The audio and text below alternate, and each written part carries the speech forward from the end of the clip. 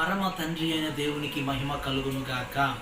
ముఖ్యంగా ఆత్మీయ తండ్రికి ఈ వీడియో చూస్తున్న తండ్రులందరికీ ఫాదర్స్ డే శుభాకాంక్షలు తెలియజేస్తున్నాను. నిజ దేవుడెవరో తెలియక అశాంతితో, అసమాధానంతో, చీకటి శక్తులతో పీడింపబడుతున్న మా కుటుంబంలోనికి ఆదరణకర్తగా, ప్రేమించే దేవునిగా, దేవాది దేవుడు పరమ తండ్రిగా మా జీవితాలను మార్చి ఉన్నాడు. నిజంగా బైబిల్ సెలవిస్తుంది, మీకు 10,000 మంది ఉపదేశకులున్నను అనేకులైన తండ్రులు లేరు.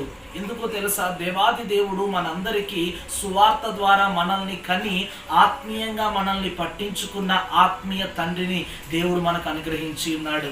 నిజంగా మా కుటుంబంలో కూడా మేము గమనించినట్లయితే దేవుణ్ణి తెలుసుకున్న తర్వాత ఎన్నో సంఘాలకు వెళ్ళాం, ఎంతో మంది సేవకులను మేము చూసాము, పరిచయం చేసుకున్నాం. కానీ ఎవరు కూడా మా ఆత్మీయ జీవితాన్ని, మా ఆత్మీయ ఎదుగుదలను చూసేవారు కానీ, మమ్మల్ని అంతగా పట్టించుకొని ప్రేమించే వాళ్ళు కానీ ఎవరు కనబడలేరు. నిజంగా అయ్యగారిని దేవాది దేవుడు మా జీవితంలో ఒక మంచి బహుమానంగా దేవుడు అనుగ్రహించాడు. కారణం, దేవునికి వాక్యం సెలవిస్తుంది కదా, దేవుడే తన సేవకుని పంపిస్తాడంట. ఎందుకో తెలుసా? మనల్ని దుష్టత్వం నుండి విడిపించి మనల్ని ఆశీర్వదించడానికి.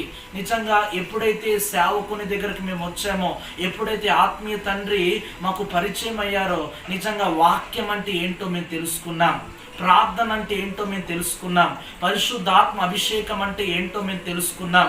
నిజంగా మా జీవితాల్లో దేవునికి ఇవ్వడం ద్వారా వచ్చే ఆశీర్వాదం ఏంటో మేము అనుభవిస్తున్నాం. మా కుటుంబాన్ని దేవుడు ఆ రీతిగా మార్చాడు. నిజంగా నా జీవితాన్ని చూసినట్లయితే సేవ చేయాలనే ఆశే, తపనే నాలో లేనప్పుడు, అసలు ఏం చేయాలో అర్థం కాని పరిస్థితుల్లో దేవుని యొక్క ఉద్దేశం నా జీవితంలో ఏమి ఉన్నదో దాన్ని దేవుని సన్నిధిలో కొన్ని దినాలు కనిపెట్టి, దేవుని సన్నిధిలో ప్రార్థించి, దేవుని యొక్క ఉద్దేశం నా పట్ల ఏముందో ఆ సేవ చేయాలనే ఆశ, ఆ తపన, ఆ ప్రోత్సాహాన్ని నాలో కలిగించారు ఆత్మీయ తండ్రి. నిజంగా అండి, ఆత్మీయ తండ్రిని మనం కలిగి ఉండడం ఎంతో గొప్ప భాగ్యంగా ఉంది. ఎందుకంటే దేవుడు తన సేవకుణ్ణి పిలిచాడు, దేవుడు తన సేవకుణ్ణి అభిషేకించాడు, దేవుడు తన సేవకుణ్ణి ప్రత్యేకించాడు, దేవుడు తన సేవకుని మన యొద్దకు పంపించాడు.